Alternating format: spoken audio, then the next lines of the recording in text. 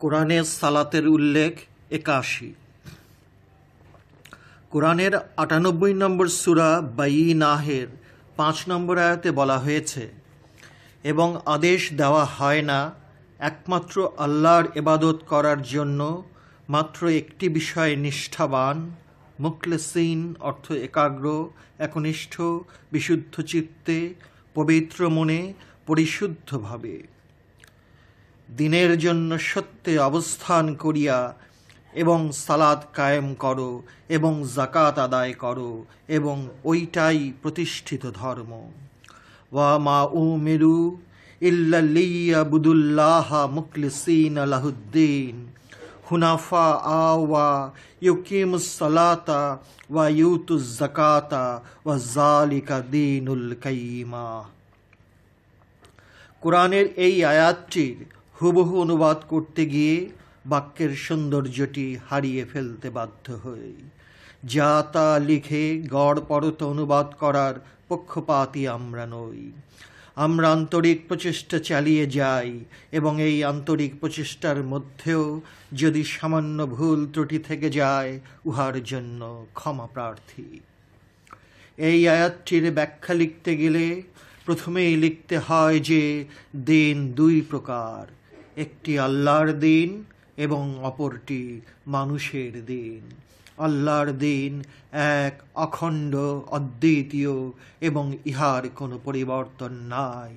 সুন্নাত আল্লাহি লা তাবদীলা। কেন আল্লাহর দিন এক ও অখণ্ড এবং অদ্বিতীয়? কারণ সমগ্র কোরআনের সমগ্র ভাষণে, সমগ্র আদেশ উপদেশে মাত্র একটি কথাই আল্লাহ বারবার বিভিন্ন ভাষার স্টাইলে বলেছেন, আর সেই একমাত্র উপদেশটি হল মানুষের নফসের সঙ্গে তথা জীবাত্মার সঙ্গে তথা প্রাণের সঙ্গে যে খান্নাসরূপী শয়তানটিকে পরীক্ষা করার জন্য দিয়ে দেওয়া হয়েছে, উহাকে তাড়িয়ে দেওয়া, উহা হতে তথা খান্নাস হতে সম্পূর্ণ মুক্ত হওয়া। মূল উপদেশের প্রশ্নে সমগ্র কোরআন মাত্র একটি উপদেশ দিয়েছে, তাই আল্লাহর দিন এক, অখণ্ড এবং অদ্বিতীয়। কর্মের বিভিন্নতা থাকতে পারে, কর্মের প্রকারভেদ থাকতে পারে, কিন্তু সব কর্মের মূল বিষয়টি হল আল্লাহর দ্বীনকে কায়েম করা। খান্নাস আপন নফসের সঙ্গে যত ক্ষুদ্র আকারেই থাক না কেন, সেই থাকাটি মোটেই আল্লাহর দ্বীনের প্রশ্নে বাঞ্ছনীয় নয়। অপর পক্ষে মানুষের দিন তথা ধর্ম অসংখ্য, অগণিত এবং ক্ষণস্থায়ী। যদি আল্লাহর একমাত্র দিনের রঙে রাঙিয়ে না নেওয়া হয়, তাহলে এই অগণিত কর্মগুলো সম্পূর্ণ বৃথা। আল্লাহর দিন এবং মানুষের দিন বিষয়টির বিস্তারিত ব্যাখ্যা ও বিশ্লেষণ যিনি কোরআন হাদিস দিয়ে সুন্দরভাবে লিখে গেছেন, তার নাম শাহ সুফি সদরুদ্দিন আহমদ চিশতি। তাঁর বিখ্যাত বই মসজিদ দর্শনে। তাই এই বিষয়টির বিস্তারিত ব্যাখ্যায় আর অগ্রসর হলাম না। এখানে প্রথমেই বলা হয়েছে একমাত্র আল্লাহর ইবাদত করার জন্য আদেশ দেওয়া হচ্ছে, এবং সেই আদেশের প্রতি নিষ্ঠাবান হতে বলা হয়েছে।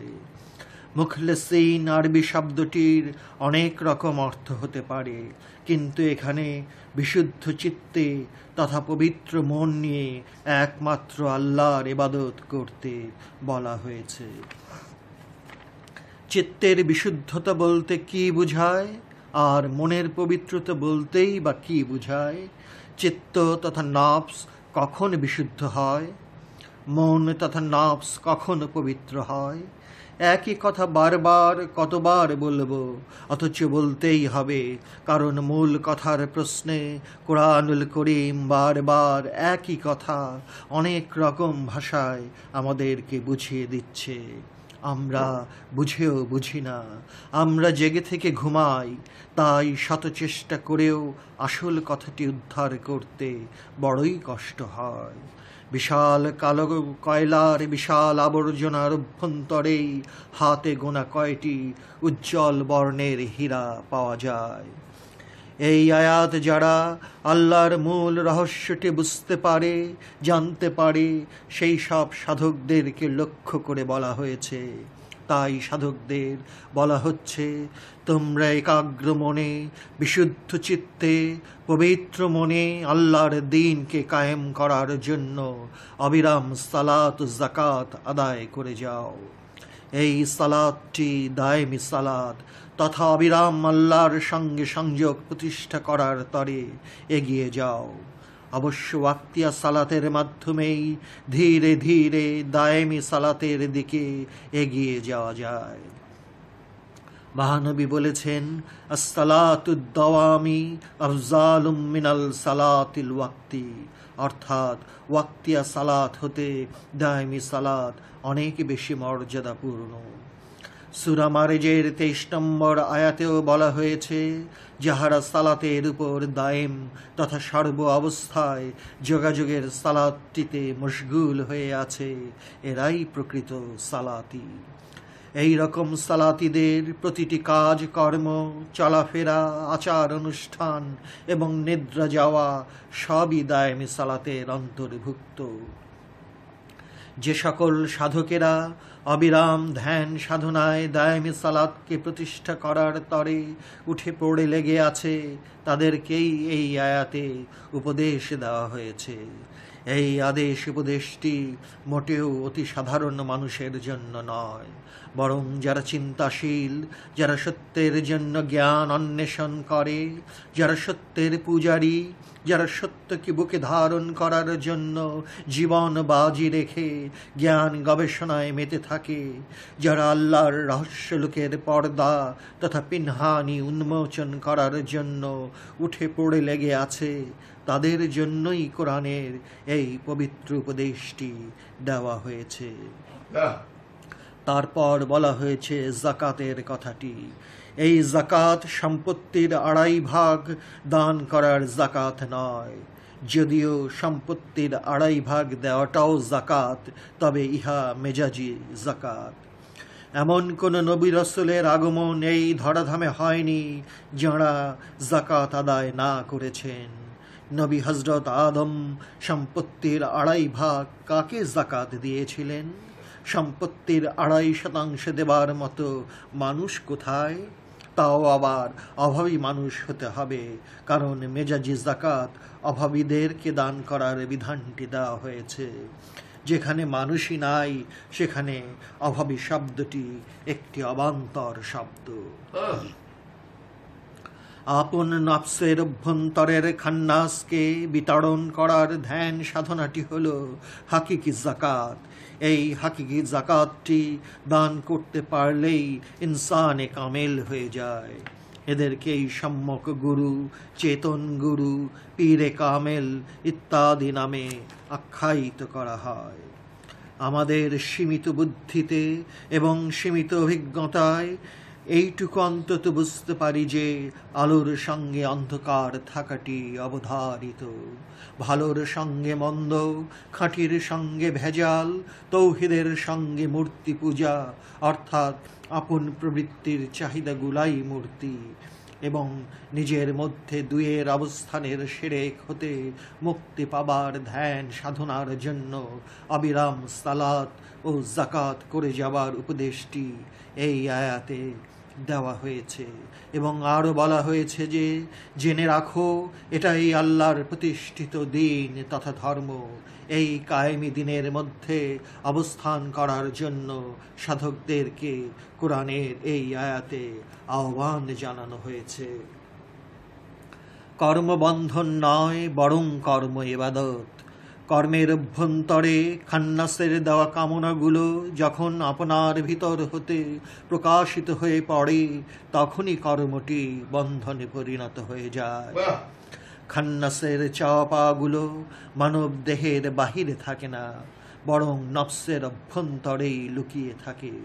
সেই কামনাগুলো যখন কর্মগুলোর উপর হস্তক্ষেপ করে বসে, তখনই কর্মবন্ধন হয়। সুতরাং কামনার জন্মদাতা পবিত্র নফস নহে, বরং অপবিত্র খান্নাস। সুতরাং যেই মাত্র কামনা কর্মের উপর প্রভাব বিস্তার করে, তখনই কর্ম বন্ধন হয়ে পড়ে। কামনার বন্ধন মানুষকে প্রতিনিয়ত প্রতারিত করে। মৃত্যু নামক ঘটনাটি যখন জীবন সায়ান্নে এসে দাঁড়ায়, তখনই মৃত্যু পথযাত্রী মানুষটি হাড়ে হাড়ে বুঝতে পারে সব কর্মগুলোই আমার বৃথা, নিষ্ফল, অসার। কিন্তু তখন করার আর কিছুই থাকে না। ঢাকাইয়া ভাষায় বলে অপারেশন সাকসেসফুল, কিন্তু রোগী মারা গেছে। মহানবী ব্যবসা বাণিজ্য করেছেন, সংসার ধর্ম পালন করেছেন, অনেক ঘাত প্রতিঘাতের মুখোমুখি হয়েছেন, কিন্তু কামনার বন্ধন এক মুহূর্তের তরেও স্পর্শ করতে পারেনি। জানোয়ার পেট ভরে খেতে জানে, কিন্তু গাট্টি ভরে নিয়ে আসতে জানে না। হাঁস জলেই অবস্থান করে, কিন্তু সাঁঝের বেলা যখন উঠে আসে তখন জল নিয়ে আসে না। যেসব দেশ ও জাতি অসহায়, গরিব, এতিম, মিসকিনদের ভরণ পোষণের যাবতীয় ব্যবস্থাটি করে রাখে, সেই দেশের, সেই জাতির অভ্যন্তরে নাস্তিক্যবাদ, কমিউনিজম কমইও কিছুকে মারতে পারে। তাই মহানবী ক্ষুধার্ত মানুষটিকে উপদেশ দিচ্ছেন এই বলে যে, আগে খেয়ে নাও, তারপর নামাজ পড়ো। যে দেশে ধনসম্পদের বিরাট বৈষম্যটি থেকে যায়, সেখানে অনেক রকম অপরাধের জন্ম হওয়াটা একান্ত স্বাভাবিক। মহান আল্লাহর কি বিচিত্র খেলা! এই খেলায় একজন ত্যাগী, অপরজন ভোগী। ত্যাগী ত্যাগ করেই ত্যাগের কোলে একদিন ঘুমিয়ে পড়ে, আবার ভোগীও ভোগ করতে করতে রক্ত আমাশায় ভুগতে থাকে। ফুল চিরদিন মধুই দিয়ে যায়, আর ভ্রমর চিরদিন ফুলের মধু পান করেই যায়। যেন প্রতিটি জীব একটি নির্দিষ্ট তকদিরের বলয়ে লীলা খেলা করে চলেছে। কেউ বোঝে, কেউ বোঝে না। পরিশেষে একটি কথাই বলতে চাই, আর সেই কথাটি হলো, আমি কাকে দোষ দেব? কোরআনে সালাতের উল্লেখ ৮২। কোরআনের ১০৭ নম্বর সূরা মাউনের ৪ থেকে ৬ নম্বর আয়াতে বলা হয়েছে, সুতরাং ওই সকল মুসল্লিদের জন্য ওয়াইল। যদিও ওয়াইল একটি দোজখের নাম এবং সেই দোজখটিকে মেজাজি ভাষায় আফসোসের দোজখ বলা হয়, সুতরাং ওয়াইল শব্দটির অর্থ অনেক দুঃখ, দুর্ভোগ, দুর্গতি, লাঞ্ছনা, কষ্ট ইত্যাদি করেছেন। যেমন হাবিয়া দোজখটিকে বলা হয় যে দোজখের তলা নাই তথা কেবল পড়তেই থাকবে। যারা দুনিয়ার ধনসম্পদকেই একমাত্র মাবুদ বলে মনে করে এবং এই ধনসম্পদের লোভীদের যেমন লোভের শেষ নাই তথা তলা নাই, সেই রকম হাবিয়া দোজখের তলা নাই। যাহারা তাহাদের সালাতে অমনোযোগী, যাহারা লোক দেখানোর জন্য সালাত করে। ফাওয়াইলুল লিল মুসাল্লিন আল্লাযীনা হুম আলা সালাতিহিম সাহুন আল্লাযীনা হুম ইউরাউনা। এই আয়াত কয়টির সামান্য ব্যাখ্যা বিশ্লেষণ করতে গিয়ে প্রধানত মনের অবস্থানটির উপর সমস্ত বিষয়টি সম্পূর্ণরূপে নির্ভর করে। মনের অবস্থানটিকে নিয়ত বলা হয়। এই নিয়তের দাঁড়িপাল্লাটি আল্লাহর হাতে। কার নিয়ত আল্লাহর দিকে আর কার নিয়ত দুনিয়ার দিকে, ইহা আল্লাহই বিচার করবেন। যদিও জ্ঞানী লোকেরা অনেক সময় এই নিয়তের পরিষ্কার ভাষাটি ধরতে পারেন, আবার অনেক সময় মোটেই পারেন না। তাই এই বিষয়টি অত্যন্ত নাজুক একটা বিষয়। কেন একটি অত্যন্ত নাজুক বিষয় বললাম এই জন্য যে সালাত তথা নামাজ চর্মচক্ষে দেখা যায়, উহাকেই লোক দেখানো সালাত নামটি দেওয়া যায়। তবে একটি কথা থাকে যে আনুষ্ঠানিক সালাতে যে সকল অঙ্গভঙ্গি তথা রুকু সেজদা করতে হয়, উহা সবাই দেখতে পায়। যাহা সবাই দেখতে পায় উহাকেই লোক দেখানো বলা যায়। কিন্তু যে বা যিনি এই আনুষ্ঠানিক সালাতের অঙ্গভঙ্গি তথা রুকু সেজদাগুলো একমাত্র আল্লাহর জন্য খাস নিয়তে আদায় করেছেন, তার সালাতটি লোক দেখানো সালাত হলেও আসলে উহা মোটেও লোক দেখানো সালাত নয়। তাই আল্লাহ বলছেন, যারা লোক দেখানো সালাত আদায় করবে তাদের জন্য ওয়াইল নামক দুঃখ ভোগের দোজখটি রেখে দেওয়া হয়েছে।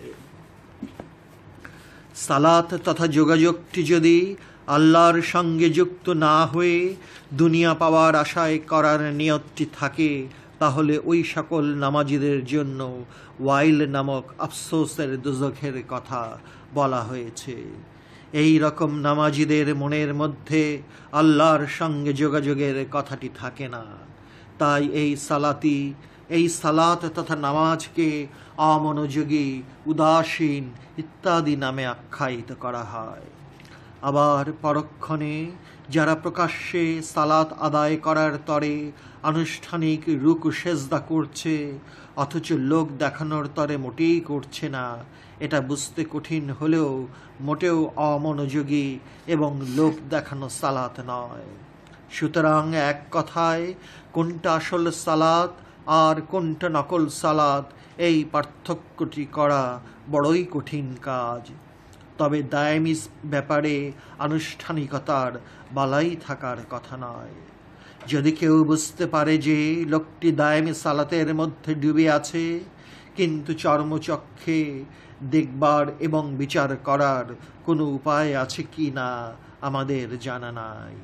আফসোস নামক ওয়াইল দোজখের তলা আছে কি না জানা নাই, কিন্তু হাবিয়া নামক দোজখের যে কোনো তলাই নাই এবং কেবল পড়তেই থাকবে এবং তলার সন্ধান কোনো দিন পাওয়া যাবে না, সেই কথাটি আমরা কম বেশি সবাই জানতে পারি। যেসব মানুষের নফসের সঙ্গে খান্নাসরূপী লোভনীয় প্রবৃত্তিগুলি যখন ধনসম্পদ অর্জন করাটিকেই একমাত্র মাবুদ বলে ধরে নেয়, কেবল তাদেরকেই এই তলাহীন হাবিয়া দোজখে ফেলে দেওয়া হবে। কি অপূর্ব ভাষার সমন্বয়! চাহিদার যেমন সীমা থাকে না, চাহিদার যেমন কোনো স্টেশন থাকে না, চাহিদার যেমন কোনো তলা বা শেষ থাকে না, সেই সব মানুষদেরকেই তলাবিহীন হাবিয়া দোজখে ফেলে দেওয়ার কথাটি বলা হয়েছে। যারা 100 বছরের বেঁচে থাকার জীবনটি দেহের পোশাক নিয়ে বেঁচে থাকে এবং ভাবতেই চায় না যে এই দেহ পোশাকটি হতে একদিন আমাকে মৃত্যু নামক ঘটনাটি দ্বারা বের করে দেবে। যেই মাত্র নফস তথা প্রাণ তথা জীবাত্মাটি এতদিনের লালিত যত্ন করা দেহটি হতে বিদায় গ্রহণ করে, তখন সেই দেহটি একটি সুন্দর নাম ধারণ করে। সেই সুন্দর নামটি হলো লাশ। লাশ কখনোই জীবাত্মা নয়, আবার জীবাত্মাটিও লাশ নয়। জল ধরে রাখার পাত্র হতে যখন জল ঢেলে ফেলা হয়, তখন পাত্রটি খালি হয়ে যায়। এই সূক্ষ্ম এবং জটিল বিষয়টি বুঝে আসাটা খুবই কষ্টকর ব্যাপার।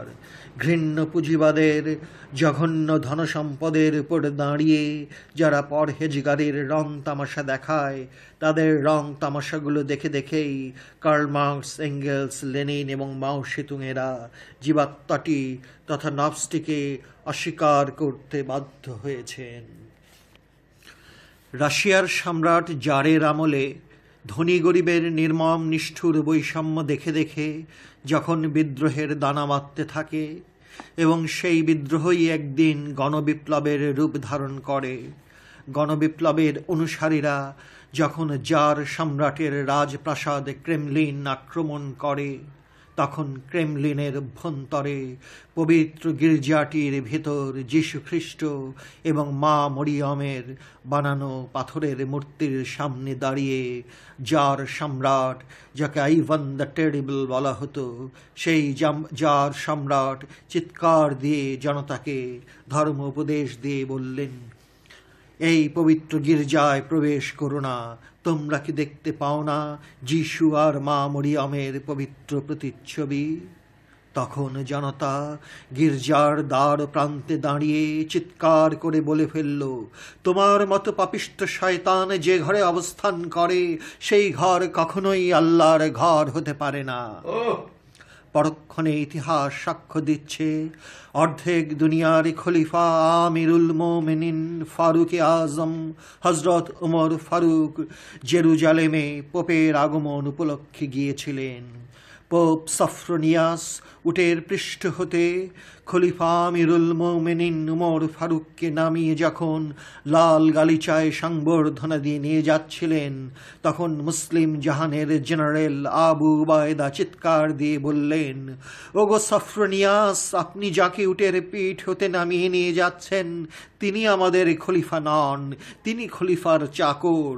আর যিনি আমারই সামনে উটের রশি ধরে দণ্ডায়মান তিনি আমাদের খলিফা আমিরুল মুমিনিন ওমর ফারুক। এই কথা শুনে পোপ সফরোনিয়াস নির্বাক দৃষ্টিতে খলিফার দিকে কিছুক্ষণে চেয়ে থাকার পর এক দৌড়ে উমর ফারুকের পদতলে লুটিয়ে পড়ে ইসলাম ধর্ম কবুল করে নিলেন এবং সঙ্গে তার সহচরেরাও। কথিত আছে যে রোমক সম্রাট বলেছিলেন, যদি সেই মুহূর্তে সমগ্র খ্রিস্টান জাতি উপস্থিত থাকত তাহলে সবাই ইসলাম গ্রহণ করে নিত। এই বিস্ময়কর আদর্শ আজ ইতিহাসের পাতায় বিলাপের কান্না রূপেই দেখতে পাই। বাস্তবে এর সামান্য প্রতিফলনটিও পৃথিবীর 57টি মুসলিম দেশের একটিতেও নাই। তাই আজ আমরা ইহুদি খ্রিস্টানদের হাতে মার খেয়ে চলেছি। অস্ত্রের মার, বোমাবাজির মার, কূটনীতির চালের মার, প্যাঁচ ঘোচ মারা, মুচকি হাসির মার এবং কত রং ঢঙের মার যে মুসলমানেরা খেয়ে চলেছে তার হিসাবটি কে রাখে? আর সেই সঙ্গে কোরআনের ঘোষণাটি বারবার আমাদের মনে করিয়ে দেয়, আর সেই ঘোষণাটি হলো, যে জাতি তার নিজের ভাগ্য নিজে পরিবর্তন না করে সেই জাতির ভাগ্য আল্লাহ কখনো পরিবর্তন করেন না। তাই আল্লামা ইকবাল দুঃখ করে বলেছিলেন, তুর পাহাড়টি আজও দাঁড়িয়ে আছে কিন্তু মুসা নাই। এই সূরাটির প্রথম আয়াতেই একটি প্রচণ্ড চপেটাঘাত করেছেন আল্লাহ। আল্লাহ বলেছেন, তুমি কি দেখেছো সেই মানুষটিকে যে ধর্মকে তথা দ্বীনকে অস্বীকার করে তথা ধর্ম বলে কিছু একটা আছে বলে মানে না? তারা কারা তোমরা কি জানো? তারাই ধর্মকে তথা দ্বীনকে সম্পূর্ণরূপে অস্বীকার করে, যারা এতিম, নিঃস্ব, রিক্ত, লাঞ্ছিত, পদদলিত, সর্বহারা, পচানামের সর্বহারা নয়, পচানামের আলবদর নয়, পচানামের রাজাকার নয়, সেই সর্বহারা হতে মুখটি ফিরিয়ে নেয়। কত বড় মারাত্মক কোরআনের ঘোষণা! অনুবাদকারী কিছুক্ষণের জন্য চমকে ওঠেন। জঘন্য পুঁজিবাদের ধাবমান কুকুর আরবি ভাষা জানা পণ্ডিতেরা এই আয়াতটির অনুবাদ ব্যাখ্যা লিখতে গিয়ে কত রকম যে ধানাই পানাই শুরু করে দেয় তারই আত্মা নাই। ভূতের মুখে রাম নাম নেওয়াটি যেমন কষ্টকর ব্যাপার, সেই রকম জঘন্য পুঁজিপতিদের ধাবমান আরবি ভাষা জানা মানুষরূপী কুকুরগুলোর অনুবাদ ব্যাখ্যার চেহারাগুলো আমরা প্রতিনিয়ত দেখতে পাই। আজ যেন আসল বিষয়গুলোই বলতে গেলে নূতন শোনায়, এবং এই রকম অপ্রিয় সত্য কথাগুলো লিখতে যারা শক্ত হাতে নিরপেক্ষ মন নিয়ে কলম ধরে তাদের জীবনে অনেক রকম হুমকির সম্মুখীন হতে হয়। এ যেন 10টি শয়তানের পাল্লায় পড়ে ভগবানকেও ভূত সাজতে হয়।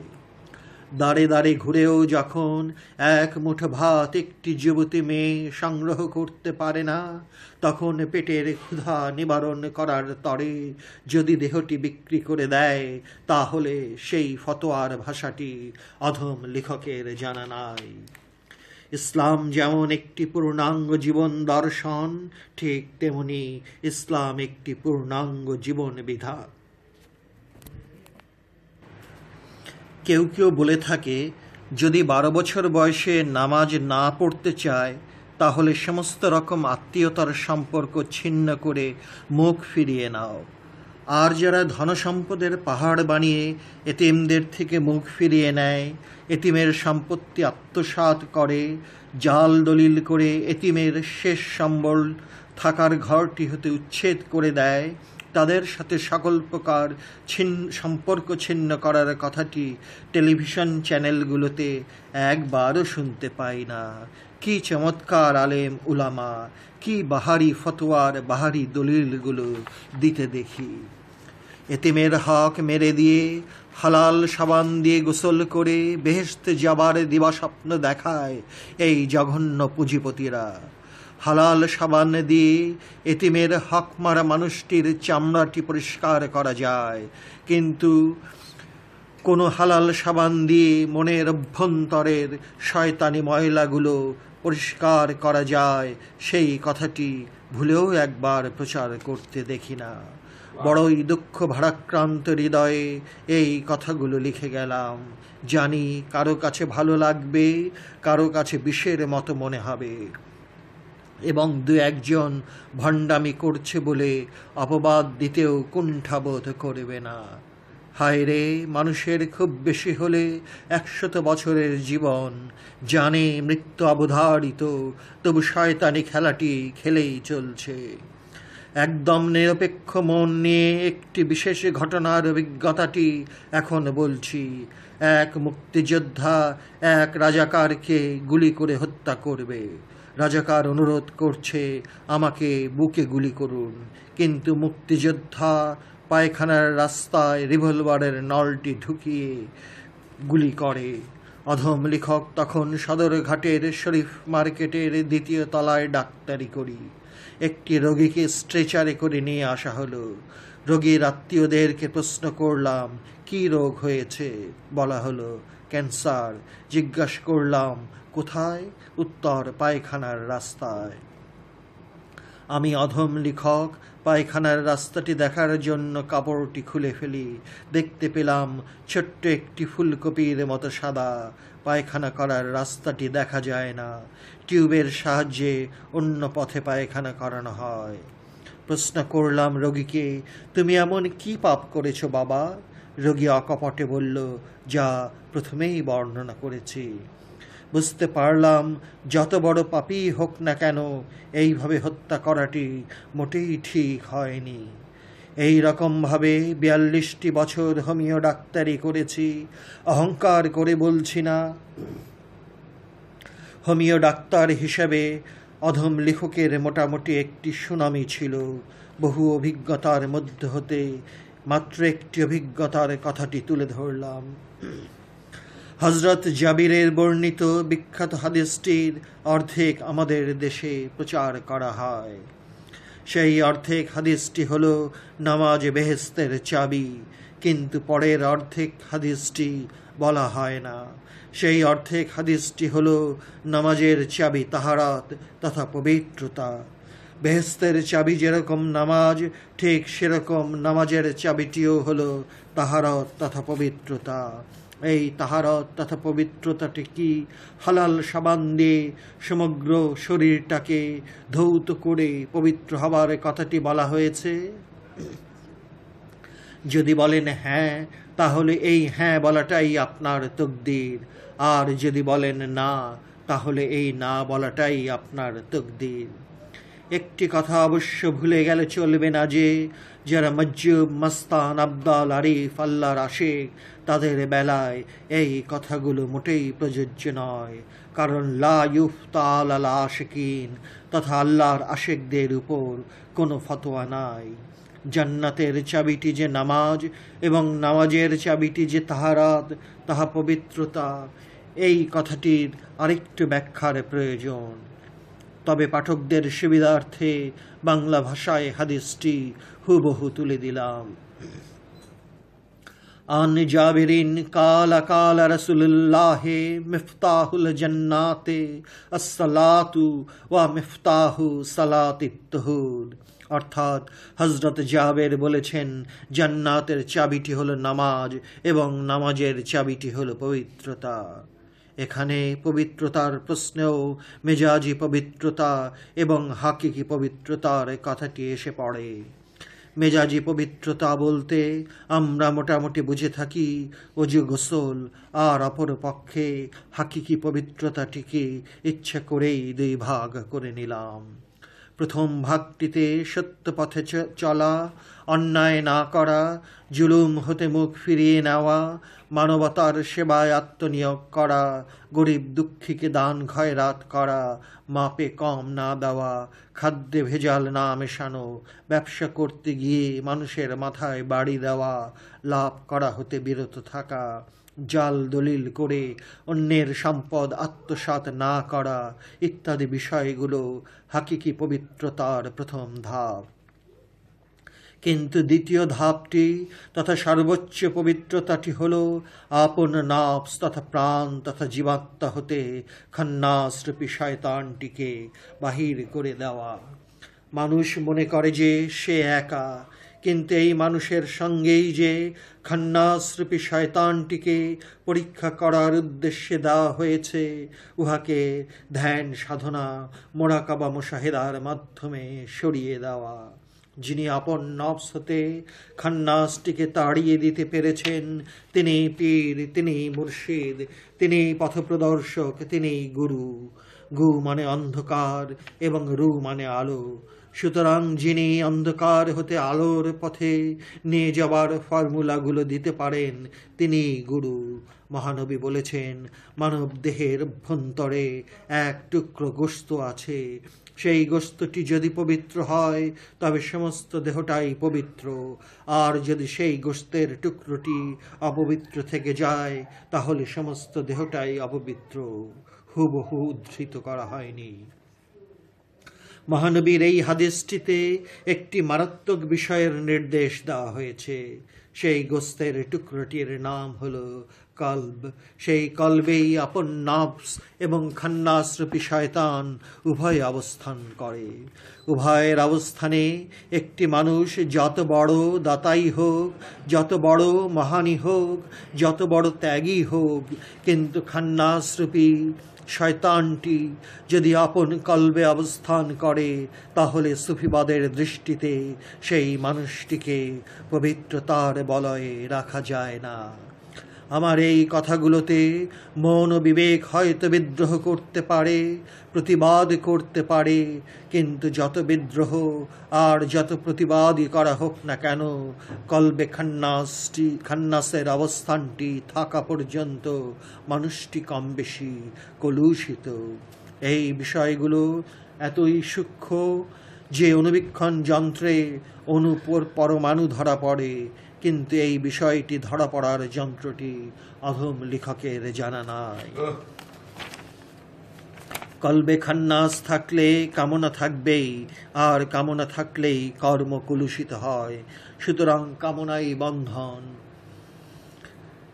কোথাও স্থূল বন্ধন, কোথাও সূক্ষ্ম বন্ধন, কোথাও অনুপরমাণুর চেয়েও সূক্ষ্ম বন্ধন। এই বন্ধনই দুনিয়ার দাসত্ব করায়, এই বন্ধনই তাগুতের কম বেশি পূজা করায়, এই বন্ধনই জীবতের দিকে এগিয়ে নিয়ে যায়। এই কামনার বন্ধনই মুক্তির পথে বাধা হয়ে দাঁড়ায়। এই কামনার আবেষ্টনী জান্নাত হতে দূরে সরিয়ে রাখে। এই কামনার বন্ধনই বারবার কিয়ামতের দৃশ্যটি দেখিয়ে যায়।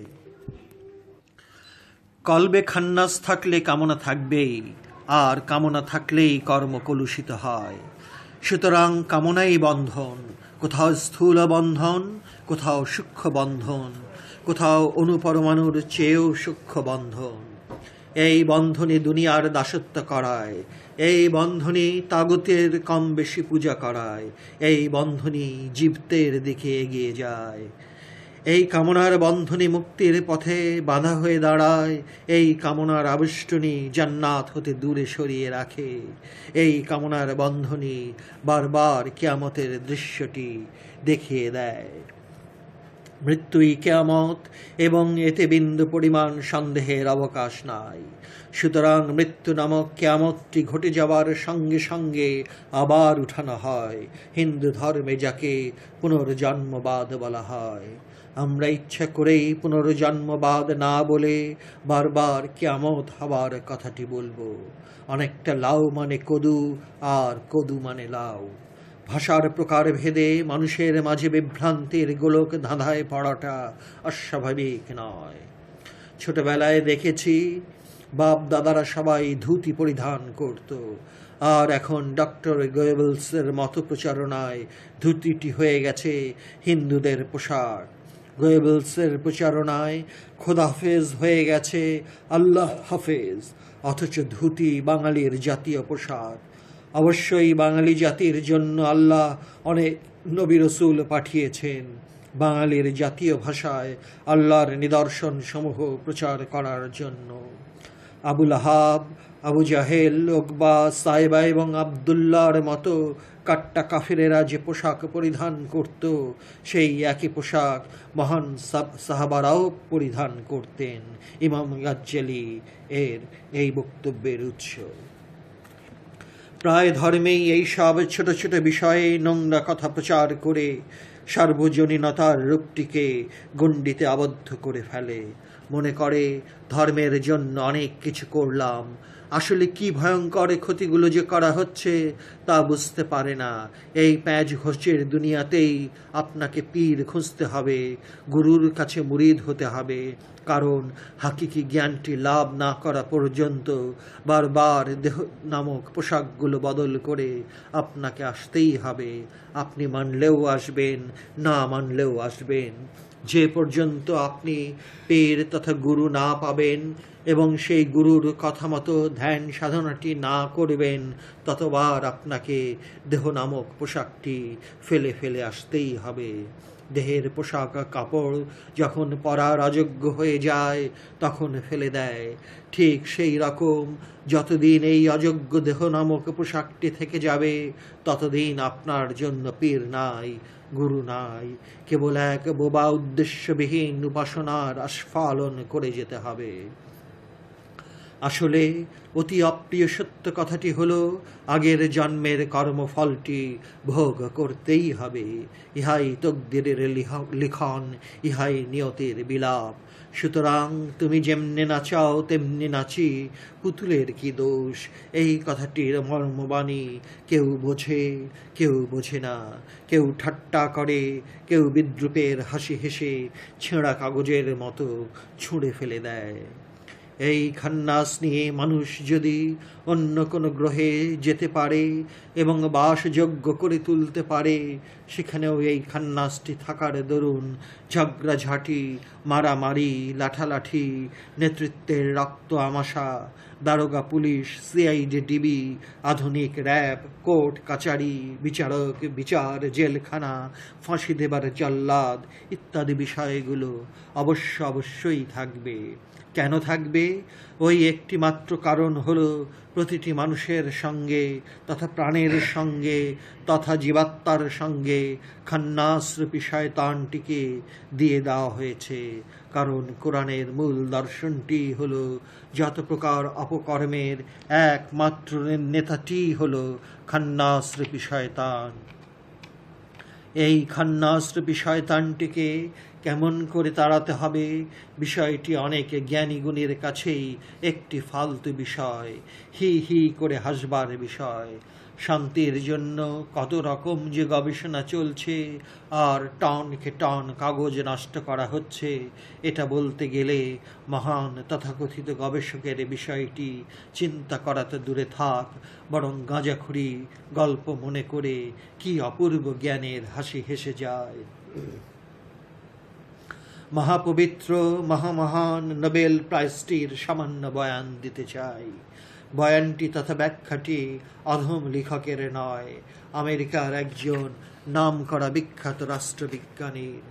অনেক সময় গোপনে লুকিয়ে রাখা থলি হতে ছোঁচা বিড়ালের চেঁচামির ইতিহাসগুলো তুলে ধরে দুনিয়াতে হইচই বেঁধে দেয়। অধম লেখকের পরম শ্রদ্ধেয় সেই বিখ্যাত মার্কিন রাষ্ট্রবিজ্ঞানীর নামটি হল নোয়াম চমস্কি। একবার মহান নোবেল প্রাইজের মাথায় মুগুর দিয়ে বাড়ি দিয়ে বলে ফেললেন যে আমেরিকার প্রাক্তন প্রেসিডেন্ট জিমি কার্টারকে কেমন করে শান্তির জন্য নোবেল পুরস্কারটি দেওয়া হলো? নোবেল অর্থটি যদি সম্ভ্রান্ত আর ভদ্রই হয়ে থাকে, তাহলে এই ভদ্র কমিটিতে অবশ্যই কিছু অভদ্র জ্ঞানী ঢুকে পড়েছে। রাষ্ট্রবিজ্ঞানী নোয়াম চমস্কি বলে ফেললেন যে প্রাক্তন প্রেসিডেন্ট জিমি কার্টারকে শান্তির জন্য নোবেল পুরস্কার দেওয়াটি বিশ্ববিবেকের গালে একটি প্রচণ্ড চাপেটাঘাত। রাষ্ট্রবিজ্ঞানী নোয়াম চমস্কি এমন অবাক করা কথাটি বলে ফেলেছিলেন, যা শুনে তাবৎ পৃথিবীর জ্ঞানীগুণীদের মাঝে হইচই পড়ে গিয়েছিল। তিনি বলেছিলেন, হিটলারের বড় বড় চেলাচামুন্ডাদের নুরেমবার্গ নামক ট্রাইব্যুনালে বিচার করে ফাঁসি দেওয়া হয়েছিল। এই অশান্তির ধারক বাহক প্রাক্তন প্রেসিডেন্ট জিমি কার্টারকে যদি নুরেমবার্গ ট্রাইব্যুনালের মতো বিশেষ আদালতে বিচার করা হতো, তাহলে নোবেল প্রাইজের বদলে ফাঁসি দিলে ঠিক হতো। বিবিসির সাংবাদিক জেরেম প্যাক্সম্যানের প্রশ্নের উত্তর দিতে গিয়ে আমেরিকার পরম শ্রদ্ধেয় রাষ্ট্রবিজ্ঞানী নোয়াম চমস্কি এই রকম কথাগুলো লিখেছিলেন। তিনি আরও অনেক বেশি বলেছিলেন, কিন্তু অধম লেখক সংক্ষেপে বিষয়টি পাঠকদের কাছে তুলে ধরলাম। আরেকটি নোবেল প্রাইজের সামান্য বয়ান দিতে বাধ্য হলাম, আর সেটা হলো কোনো এক বিজ্ঞানী নিকোটিন মুক্ত সিগারেট আবিষ্কার করে ফেললেন। আর যায় কোথায়? নিকোটিন মুক্ত সিগারেট, এই আবিষ্কারটি কি কম বড় আবিষ্কার? আবিষ্কারের বছরই সেই বিজ্ঞানীকে নোবেল প্রাইজ দিয়ে দেওয়া হলো। অবশেষে দেখা গেল কোটি কোটি ডলার ব্যয় করে যে নিকোটিন মুক্ত সিগারেটগুলো বানানো হয়েছে, সেটা কেউ পান করেন না। আমেরিকা সরকার এই নিকোটিন মুক্ত সিগারেটের জন্য সিগারেট কোম্পানিগুলোকে ক্ষতিপূরণে দিয়েছে কিনা জানি না, তবে এইটুকু জানি যে সেই সব নিকোটিন মুক্ত সিগারেটের প্যাকেটগুলো আটলান্টিক মহাসাগরে ফেলে দেওয়া হয়েছিল। আরেকটি অর্থনীতির উপরে নোবেল পুরস্কারের উপর বয়ানটি শুনতে ইচ্ছা করি। যদিও অর্থনীতির উপর নোবেল পুরস্কারটি নোবেল কমিটি দিয়ে যাননি, বরং আমেরিকার পবিত্র জ্ঞানীগুণীরা অর্থনীতির উপর নোবেল পুরস্কারের বিভাগটি খুলেছিলেন। আমেরিকার এক অর্থনীতিবিদ অর্থনীতির উপর একটি সূত্র আবিষ্কার করলেন, আর সেই সূত্রটি হলো কোটি কোটি ডলারের শেয়ার কেনার পর মার খেলে যে হতাশার চিত্রটি মনের মাঝে ফুটে ওঠে, সেই হতাশার থেরাপি দেবার অর্থনৈতিক সূত্রটি। বাহ বাহ, কি অপূর্ব, কি সুন্দর নোবেল প্রাইজ! পবিত্র নোবেল পুরস্কারটিকে আমরা পবিত্রই জেনে আসছি, কিন্তু কি এমন অজ্ঞাত কারণে ফরাসি অস্তিত্ববাদী দার্শনিক জাঁ পল সার্ত্রে নোবেল প্রাইজটি গ্রহণ করেননি? রাশিয়ার নাগরিক বরিস পাস্তারনাক রাশিয়ার বিরুদ্ধে একটি আখাস্তা বই ডাক্তার জিভাগো লিখেছিলেন। সেই নোবেল প্রাইজটি নেবার ইচ্ছা থাকা সত্ত্বেও রাশিয়া নিতে দেয়নি। শুনেছি ব্রিটিশ দার্শনিক বার্ট্রান্ড রাসেল এবং বিশ্ববিখ্যাত সাহিত্যিক জর্জ বার্নার্ড শাও নোবেল প্রাইজটি প্রত্যাখ্যান করেছিলেন। এই সূরার প্রথম দুটো আয়াত বিশ্ববিবেককে চমকিয়ে দেয়। মুসলমান নামের সাইনবোর্ডটি যাদের কাঁধে ঝুলে আছে, মুসলমানের ঘরে জন্মগ্রহণ করলেই যে উত্তরাধিকার সূত্রে মুসলমান হয় না, এই দুটো আয়াতের কোষ্ঠী পাথরে যাচাই করলেই পরিষ্কার বোঝা যায়। এই কথাগুলো বুখারী এবং মুসলিম শরীফের বর্ণিত হাদিস নয়। এই কথাগুলো মুত্তাফিকুন অথবা হাসান শরীফও নয়। ইহা স্বয়ং আল্লাহর কোরআনের কথা। কি সুন্দর ভাষায়, কি অপূর্ব ছন্দ দিয়ে কোরআন বলছে, তুমি কি দেখেছ সেই মানুষটিকে যে প্রথমেই তথা বিসমিল্লাতেই ধর্ম হতে বাদ, দিন হতে বাদ? এই দিন বলতে ইসলাম ধর্মকেই বোঝানো হয়েছে। বড় সাংঘাতিক কথা যে বিসমিল্লাতেই ইসলাম ধর্ম হতে সম্পূর্ণরূপে বাদ, এবং এই বাতিল হওয়ার প্রশ্নে কোনো শর্তই রাখা হয়নি। এখন একটু ব্যাখ্যা বিশ্লেষণ করে দেখি ইসলাম কয়টি খুঁটির উপর দাঁড়িয়ে আছে। ঈমান, নামাজ, রোজা, হজ এবং যাকাত, এই 5টি খুঁটির উপর ইসলাম ধর্মটি দাঁড়িয়ে আছে। আল্লাহ বলছেন, তুমি কি সেই মানুষটিকে দেখেছ যে ইসলাম ধর্ম হতে প্রথমেই বাদ, অর্থাৎ ঈমান, নামাজ, রোজা, হজ এবং যাকাত, এই 5টি খুঁটিকে অস্বীকার করে? সেই মানুষটি যে বা যারা এতিমদের থেকে মুখ ফিরিয়ে নেয় তথা এতিমদের সব রকম দায়িত্ব নিতে অস্বীকার করে, এতিমদের প্রতি লক্ষ্য না রাখলে, অথবা মুখ ফিরিয়ে নিলে, অথবা তাড়িয়ে দিলে, অথবা অবজ্ঞা প্রদর্শন করলে সেই মানুষটি সর্বপ্রথম ইসলাম ধর্ম হতেই সম্পূর্ণ বাদ। জঘন্য পুঁজিবাদের পূজারী, পুঁজিপতিদের দ্বারা পরিচালিত বিকাহুয়া আলেম উলামারা এই দুটো আয়াতের ব্যাখ্যা লিখতে গিয়ে কত রকম যে ভড়ং চড়ং ও তামাশার খেল দেখায় এবং জনতাকে বিভ্রান্ত করার চেষ্টা চালায়, তাদেরকেই বা কি বলবো। জঘন্য পুঁজিবাদের পূজারীরা জনতার চোখে ভেলকিবাজের ডুগডুগি বাজিয়ে কোরআনুল করিমকে আদরের চুমো দেবার দৃশ্যটি দেখায়। কি বাহারি মহব্বত কোরআনের উপর!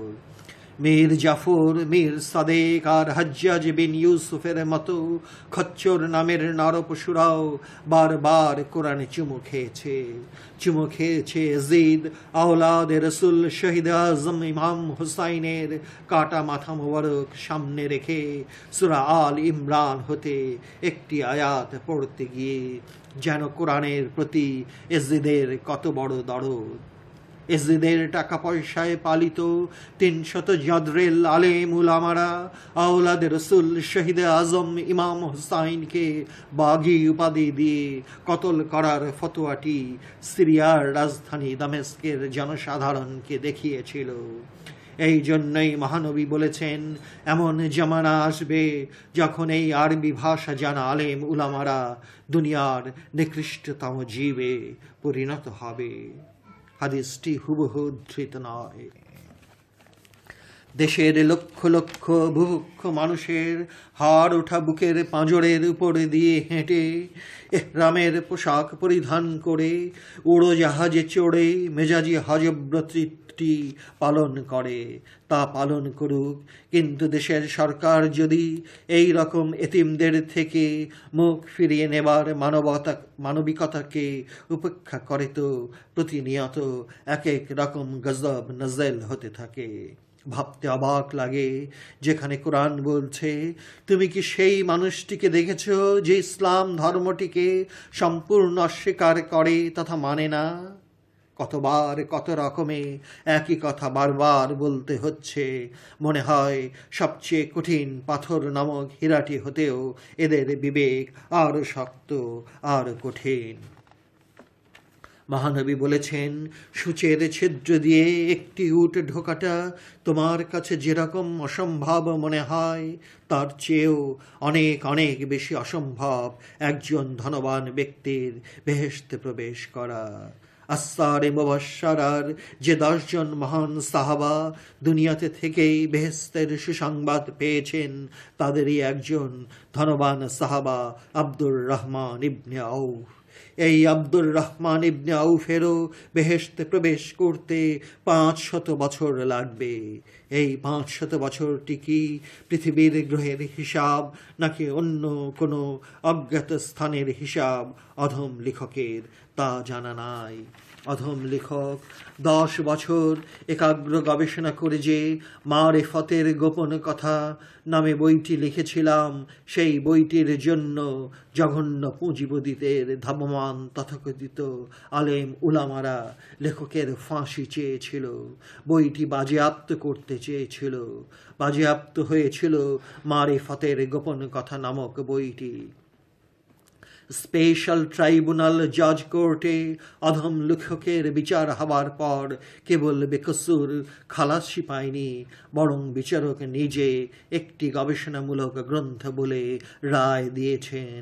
পাঠকদেরকে অবশ্যই অনুরোধ করতে চাই যে মারিফতের গোপন কথা বইটি সংগ্রহ করুন এবং পড়ে দেখুন, তবেই এইসব হাল চালের ব্যাপারগুলো পরিষ্কার করে উঠবে। কোরআন এবং হাদিস হতে এত দলিল দস্তাবেজ আর কোনো বইতে দেওয়া হয়নি। এতিমদের থেকে মুখ ফিরিয়ে নিলেই যদি ইসলাম ধর্ম হতে প্রথমেই বাদ হতে হয়, এবং তুমি কি দেখেছ ইসলাম ধর্ম হতে বাদ পড়া মানুষটিকে? কথাটির ভাষাটি কি অপূর্ব, কি অতুলনীয়! জগতের কোনো ধর্মগ্রন্থে এই রকমভাবে এতিমদের বিষয়ে বলা হয়েছে কিনা অধম লেখকের জানা নাই। এখানে মুখ ফিরিয়ে নেবার কথাটি বলা হয়েছে, কিন্তু এতিমের সম্পদ মেরে দেবার কথাটি বলা হয়নি। এতিমদের সম্পদ থেকে মুখ ফিরিয়ে নিলেই যদি ইসলাম হতে বাদ পড়া হয়, তবে এতিমদের সম্পদ মেরে দিলে কি হতে হবে?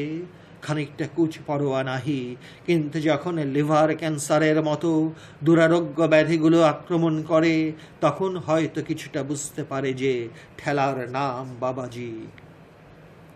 এই রকম ঠেলার নাম বাবাজি, এই রকম উষ্টা টক্কর খেয়ে খেয়ে হয়তো সামান্য হুঁশ আসতে পারে, কিন্তু তখন জাহান্নামের অধিবাসী হওয়া ছাড়া আর কোনো উপায় থাকে না। যেমন কর্ম তেমন ফল। বিরাট দিঘিতে পালিত বড় বড় রুই কাতলা মাছ ধরার শৌখিন মৎস্য শিকারীদের বড়শিতে যখন 10-15 কেজি ওজনের মাছটি আটকে যায়, তখন ছুটে পালাবার জন্য দ্রুত বেগে পালিয়ে যেতে থাকে। মৎস্য শিকারী ততই সুতা ছাড়তে থাকে। এভাবে ঘণ্টাখানেক দৌড়াদৌড়ি করার পর 10-15 কেজির মৎস্য বাবাজি একদম ক্লান্ত হয়ে পড়ে। মৎস্য শিকারী আস্তে আস্তে সুতা গুটিয়ে আনে, এনে বড় একটি জালের থলিতে ভরে আনে। আল্লাহ পাকও এই জাতীয় মানুষ নামের মাছগুলোকে দুনিয়ার দিঘিতে ছুটাছুটি করার দৃশ্যটি দেখতে থাকেন, আর মনে মনে হাসেন যে আসল সুতা টানার গেরাপিটি তো আল্লাহরই হাতে। ঢাকাইয়া ভাষায় বলে, হাড্ডিতে যতদিন গুদা থাকে ততদিনই তরং বড়ং। এতিম হতে মুখ ফিরিয়ে নেবার এত বড় সতর্কবাণী কোরআন দিয়েছে, কিন্তু যারা এতিমদের ধনসম্পদ মেরে দেয়, তথা হজম করে ফেলে, তথা আত্মসাৎ করে, তাদের শাস্তিটি কী রকম হতে পারে তা পাঠক বাবা মায়েদের হাতেই তুলে দিলাম। মহানবী অন্য একটি হাদিসে বলেছেন, যার অন্তরে 1 সরিষা পরিমাণ অহংকার থাকে, সেই অন্তরে ঈমান থাকে না, এবং যার অন্তরে 1 সরিষা পরিমাণ ঈমান আছে, তার আর অহংকার থাকে না। হুবহু উদ্ধৃত নয়। এই অহংকারটি বলতে কি বোঝানো হয়েছে এবং কোন ধরনের অহংকার করলে 1 সরিষা পরিমাণ ঈমান থাকে না, ইহাও পাঠকের হাতে বিচারের ভার তুলে দিলাম, এবং আবার বললাম, অধম লেখকের রচিত মারিফতের গোপন কথা নামক বইটি পড়ুন। অধম লেখক আল্লাহর ওলি হতে পেরেছে কিনা জানি না, তবে একটি ভবিষ্যৎবাণী করতে চাই, আর সেই ভবিষ্যৎবাণীটি হলো, হারিকেন টর্নেডোতে গরিব আর সাধারণ মানুষ মারা যায়, কিন্তু ধনীদের গায়ে একটি আঁচড়ও লাগে না। ভবিষ্যৎবাণীটি হলো, অচিরেই বাংলাদেশে একটি মহাপ্রলয়ঙ্কারী ভূমিকম্প হবে, এবং এই ভূমিকম্পে আশা করি ধনী লোকদের কান্নাকাটির দৃশ্যটি দেখে যেতে পারব। যদি এই প্রলয়ঙ্করী ভূমিকম্পটি না হয়, তাহলে মনে করব অধম লেখকের বাক্য শুদ্ধ নয়। সবার উপরে মানুষ সত্য। কোরআনুল করিমে যে 82 বার সালাত কায়েম করার কথাটি বলা হয়েছে, এবং কোন সূরার